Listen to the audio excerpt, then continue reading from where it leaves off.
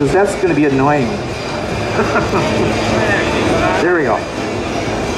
We'll give it a try. We'll call. I'll have to do it all again. Thank God for undo.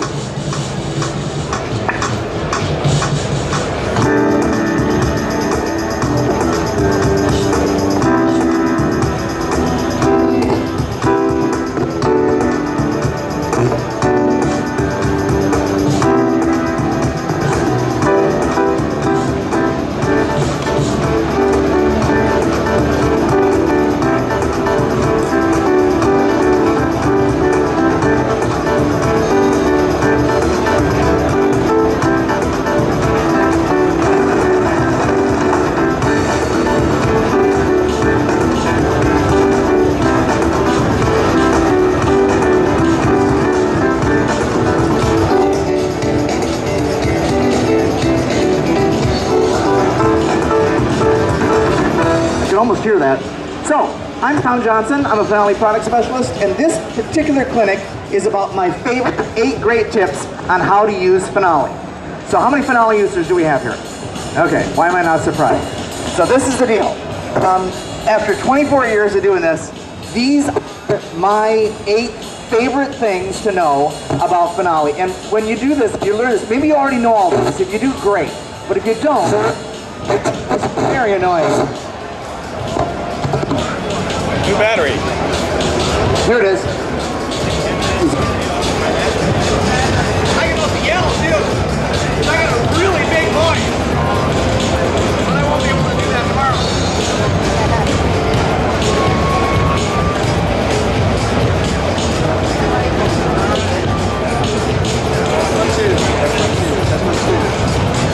Hello? Oh, that's much, kind of a little tinny, but it'll work. I just have a really tinny voice, apparently. Oh, you're right. You probably want it like in front of the mouth or something. You know, this guy, that's why they pay him the big bucks. Because he knows. It's like, apparently if you're going to have the microphone, it's like near the mouth.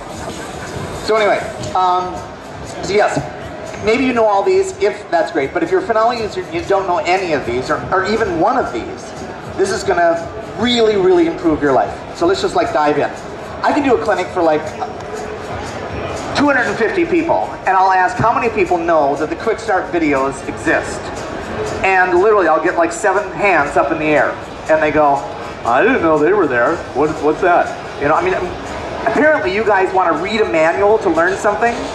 This is not my way of doing it. I mean, you go ahead if you want to, but when you start out Finale, this is what Finale looks like. It says, what do you want to do today? Well, if I want to just learn the program, I could read a manual if I want to. I'm kind of more the guy that wants to be shown, you know? So I will come in here to quick start videos, and what these are about, maybe there's probably 30 to 40 second videos that show and tell me everything I want to know about the program. So here's my quick start videos right there, and I can click on one. Let's just kind of go down this road. Imagine I'm just learning Finale, starting out, and never did this before. Yeah, navigating a score, I know how to do that. Setting up a wizard, we probably already know how to set up a score. We figured that out. But I'm going to come in here now and go to simple note entry, and she brings up this video. There it is. And let's watch a little bit of this. Just kind of get an idea as to what she's trying to teach me here. And do this. Simple note entry. Imagine I'm learning the program. I have no idea what I'm doing. Notes onto the staff or the computer keyboard to type them in. The simple entry tools ease, she always gives us speed, kind of and power introduction. make it one of Finale's preferred entry methods. In this video, you will learn how to take advantage of this versatile step-time entry utility. Okay. When using the mouse to click notes into the staff, you could use the palette to specify duration. Wait, pause. Okay. Now let's go back to the program. You could use a palette. Oh wow, so you can come in here. Hello. That's a little... So let's come in here and, yeah, that's just not going to work. I'm just really having... So you could use a palette. You got a rhythm, you got an 8th note here. Okay, that's good. Well, let's come back and watch a little bit more of this video now. Play a little bit. But you can save time by using the numeric keypad. Oh, really? Each number on the numeric keypad represents a note duration. Pause. Okay, I'm learning something. I don't have to use the palette. 7 is a whole note, 6 is a half note, 5 is a quarter note, 4 is an 8th note. Now granted, this is a shortcut, and we're kind of freaking out by shortcuts, okay, because I don't want to know a lot of stuff.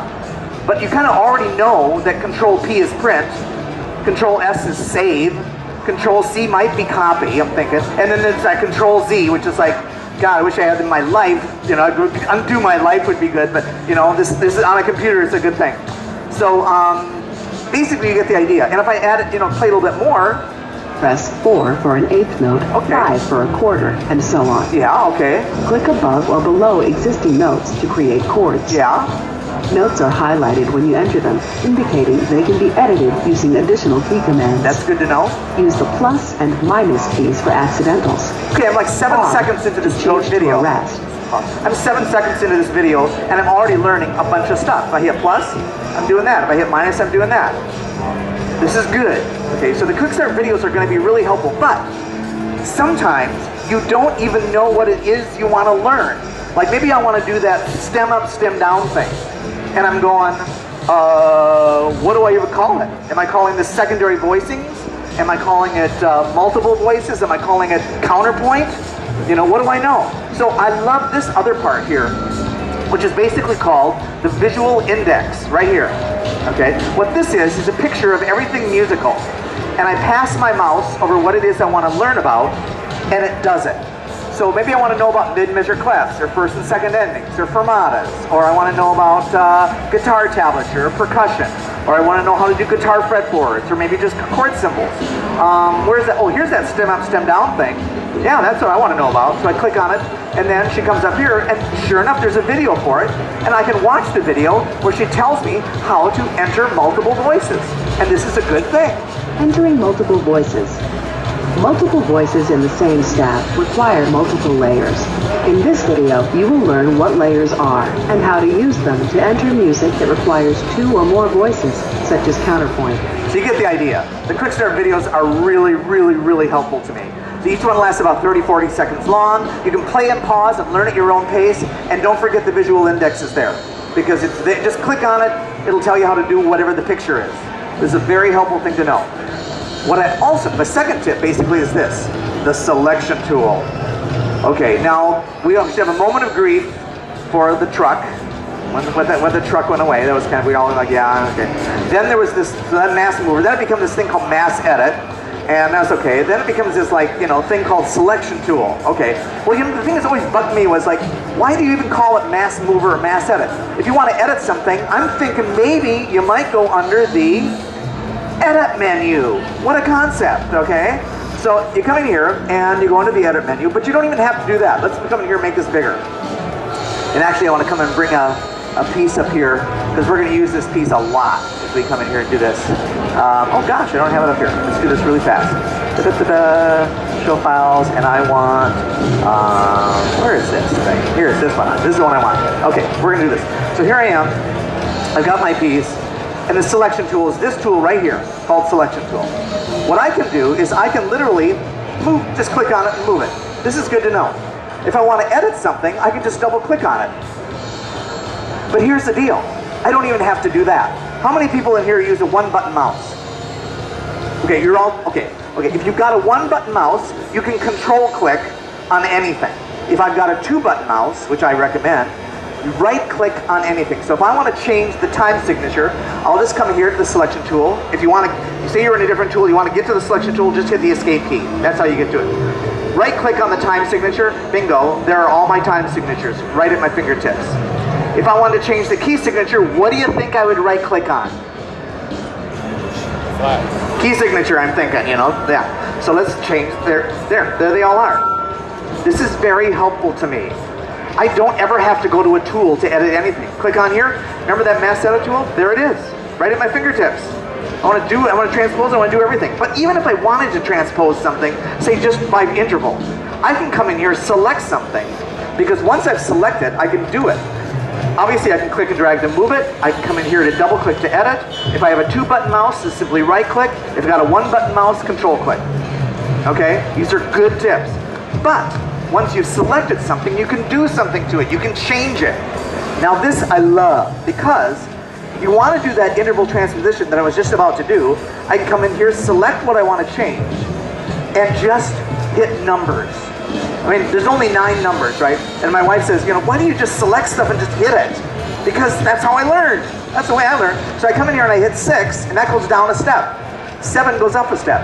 If I hit 8, it goes down an octave. If I hit 9, it goes up an octave. And I use 8 and 9 all the time.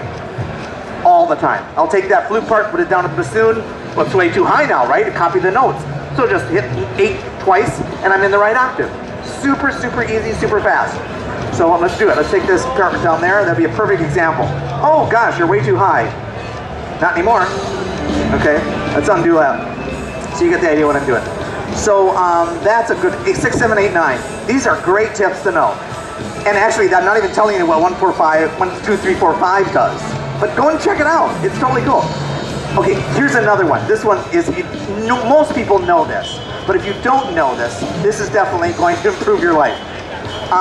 In fact, I wonder if I've got this at the end. No, I don't. Okay, that's cool. I actually scanned this piece of music in. You can see it's not even done. I don't even have an 8th rest there. But let's say I want to have this measure, or measure stack, we call it. I want to have that down there in that staff system.